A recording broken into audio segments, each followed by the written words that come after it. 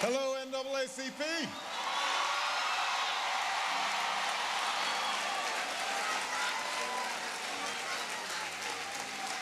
Oh, thank you. Thank you, everybody. Thank you. Thank you very much. Please, everybody have a seat. Thank you. Thank you. Thank you. Thank you.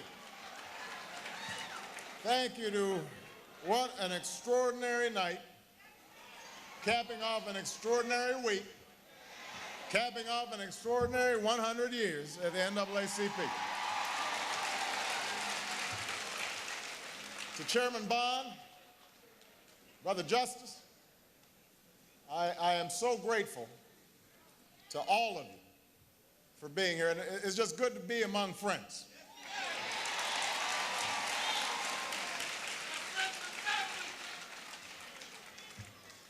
It is an extraordinary honor to be here in the city where the NAACP was formed to mark its centennial.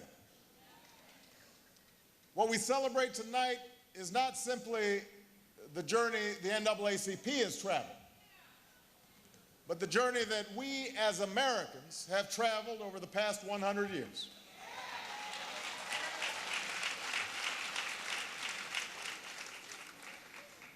It's a journey that takes us back to a time before most of us were born,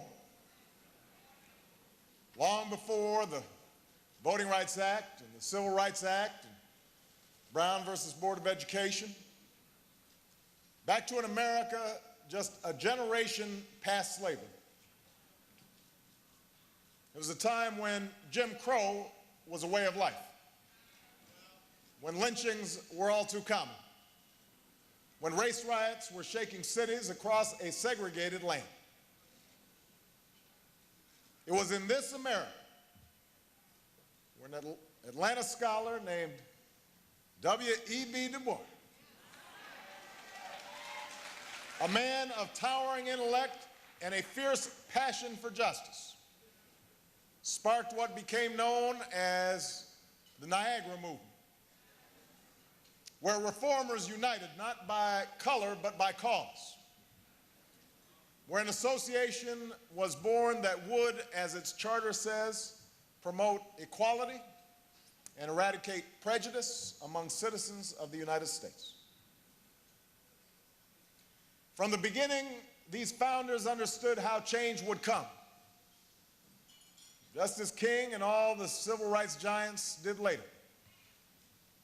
They understood that unjust laws needed to be overturned, that legislation needed to be passed, and that presidents needed to be pressured into action.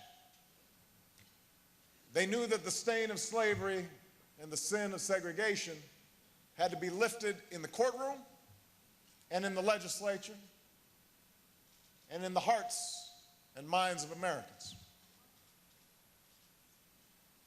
They also knew that here in America, change would have to come from the people. It would come from people protesting lynchings, rallying against violence, all those women who decided to walk instead of taking the bus, even though they were tired after a long day of doing somebody else's laundry, looking after somebody else's children.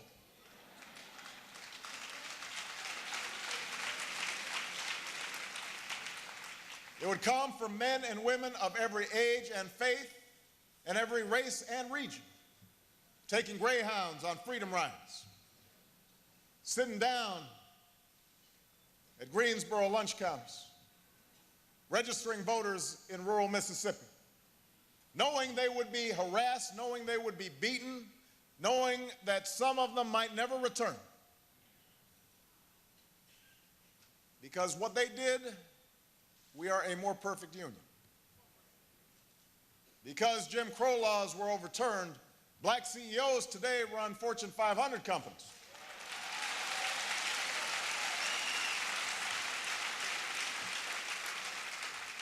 Because civil rights laws were passed, black mayors, black governors, members of Congress serve in places where they might once have been able not just to vote, but even take a sip of water.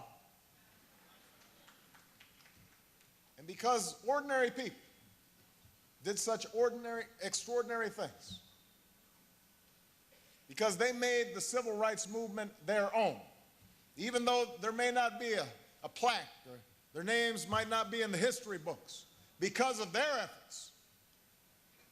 I made a little trip to Springfield, Illinois a couple of years ago, where Lincoln once lived and race riots once raged, and began the journey that has led me to be here tonight as the 44th President of the United States of America.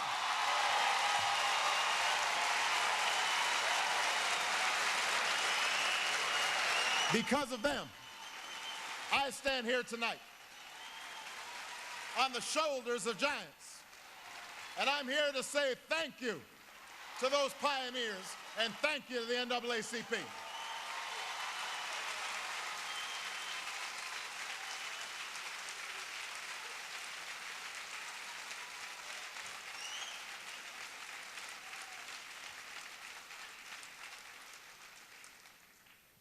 And yet, even as we celebrate the remarkable achievements of the past 100 years, even as we inherit extraordinary progress that cannot be denied, even as we marvel at the courage and determination of so many plain folk, we know that too many barriers still remain. We know that even as our economic crisis batters Americans of all races, African Americans are out of work more than just about anybody else. A gap that's widening here in New York City, as a detailed report this week by Comptroller Bill Thompson laid out.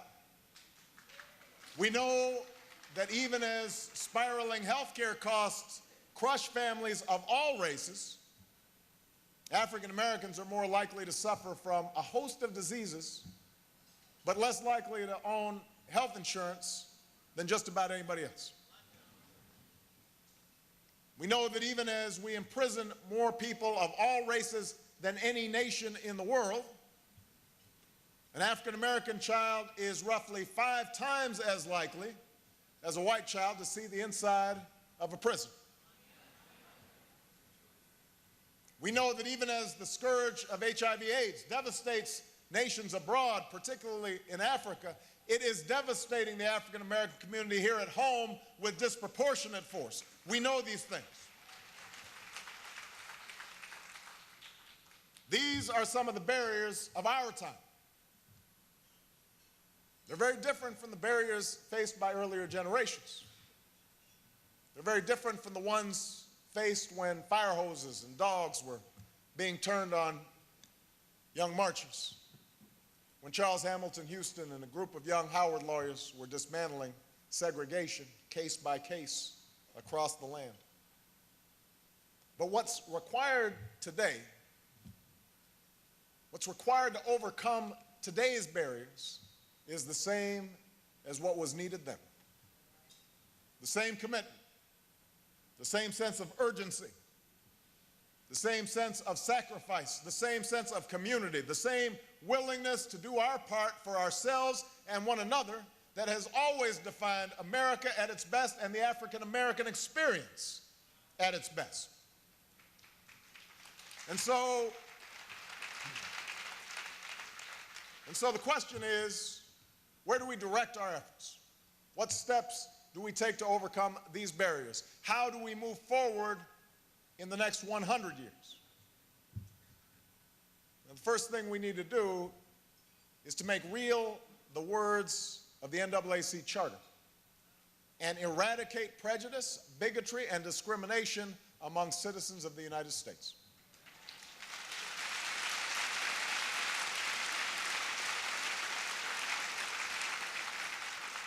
I understand there may be a temptation among some to think that discrimination is no longer a problem in 2009.